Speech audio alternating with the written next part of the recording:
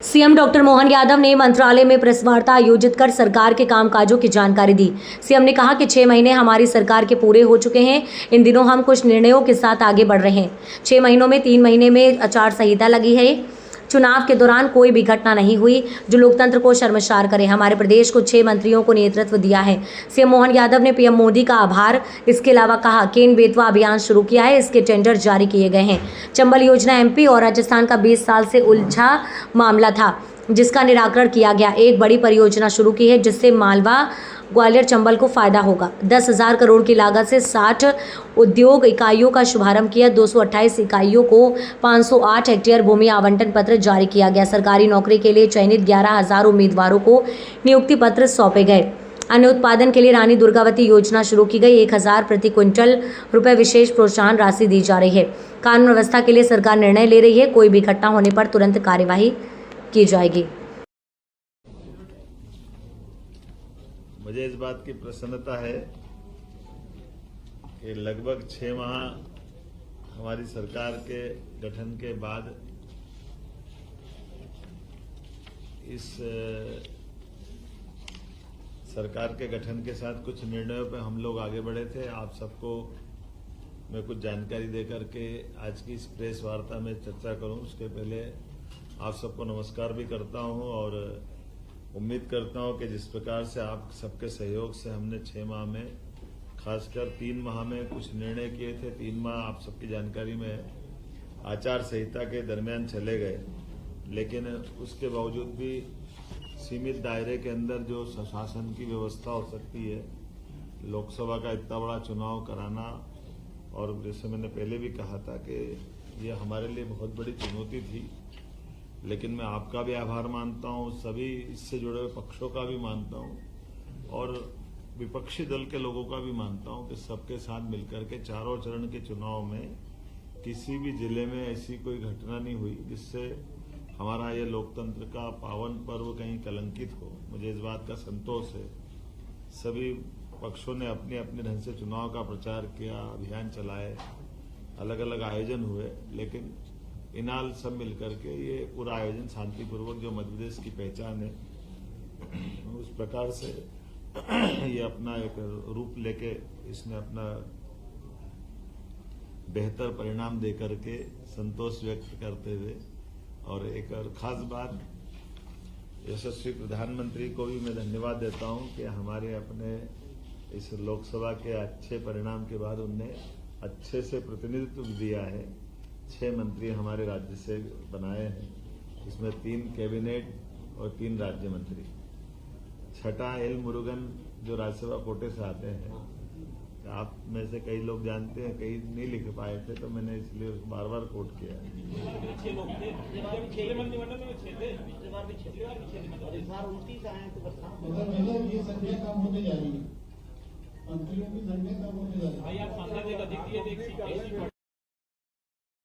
फिर मिलेगा।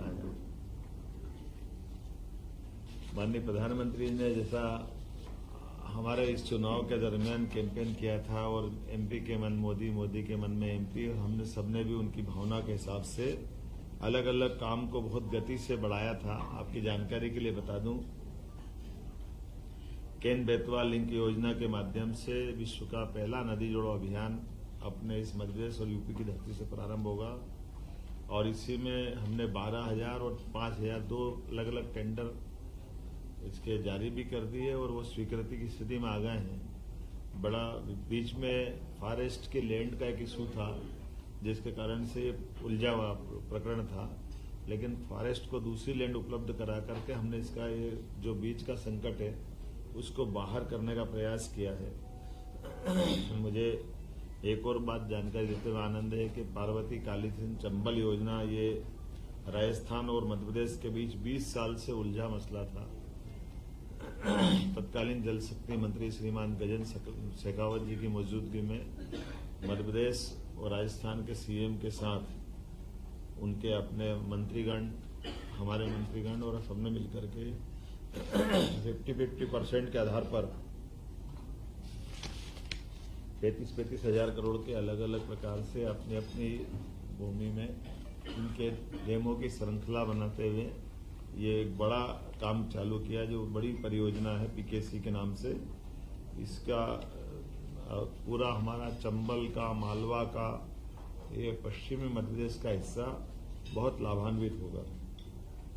एक और बड़ा प्रोजेक्ट 1956 का बना हुआ गांधी सागर डैम, जिसमें 50-50% की जल राशि के आधार पर बंटवारा हुआ था, लेकिन कुछ कमी रह गई। उसके लिए भी हमने इशू उठाया और इस पर बात कर रहे हैं कि भाई जमीन हमारी ज्यादा जा रही है और पानी का उपयोग हमको कम मिल रहा है। तो हमारे किसानों की दृष्टि से चंबल का पानी का हमारा हक भी और बढ़ता है। इस बिंदु को रेस करते हुए हमने इसमें मीटिंग भी की है और मुझे लगता है कि इसका अच्छा समाधान निकलेगा, ताकि मंदसौर, रतलाम, नीमच, इन जिलों के अंदर लिफ्ट इरिगेशन के माध्यम से इस पानी का उपयोग भी हम करने वाले हैं। जैसे मैंने पहले बताया था, दोबारा बताऊंगा कि आष्टा तहसील सीहोर जिले में लगभग 60,000 करोड़ का नया निवेश, औद्योगिक निवेश गेल इंडिया प्राइवेट लिमिटेड के माध्यम से बड़ा प्रोजेक्ट हमारा आया है, जिसके कारण से इथेन क्रैकर परियोजना के माध्यम से लगभग निर्माण अवधि में 15,000 और बाद की अवधि में लगभग 5,600 लोगों को रोजगार लंबे समय तक मिलेगा। और इसके सहायक बहुत सारी उद्योग बाद में और लगने वाले हैं। कुल मिलाकर के जैसे मध्य प्रदेश में 283 औद्योगिक इकाइयों को 508 हेक्टेयर भूमि हमने आवंटित की।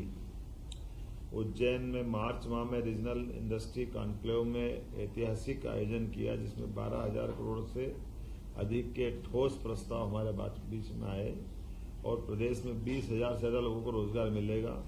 1,00,000 करोड़ से अधिक के निवेश प्रस्ताव भी इसी दरमियान हमको मिले थे। कॉन्क्लेव में अन्य देशों के निवेशक भी आए, लगभग 4,000 प्रतिनिधि आए और ये सिलसिला हम लगातार जारी रखने वाले हैं। इसको रीजनल कॉन्क्लेव के माध्यम से हम देख रहे हैं कि जहां भी हमारे जबलपुर, ग्वालियर, रीवा, अलग अलग और इंडस्ट्रियल बेल्ट भी डेवलप होते जाए। अर्थव्यवस्था की दृष्टि से मध्य प्रदेश का अपना जीएसटी का कुल राजस्व 19,051 करोड़ रुपया प्राप्त हुआ, जो हमारे पिछले वर्ष से 26% ज्यादा है। पिछले वर्ष जो जीएसटी कलेक्शन हुआ था उसमें 26% हमने ज्यादा कलेक्शन किया है। और जैसा कि आप जानते हो कि बड़ी धनराशि मिलती तो बड़े पैमाने पर उसके भविष्य में लाभ उठाए जाते हैं। कृषि के संबंध में 2024-25 में 6 लाख से अधिक किसानों का 48 लाख मीट्रिक टन से अधिक की गेहूं खरीदी हमने कर ली। लेकिन इस बार चूंकि रेट ही बहुत अच्छे हैं, तो ये खरीदी वाला पार्ट हमारा, हम भी ये चाहते हैं कि अगर किसानों को अच्छे रेट मिल रहे हैं तो वो अपना स्वयं का भी माल बेच ले। अगर कोई भी कारण से उनको कठिन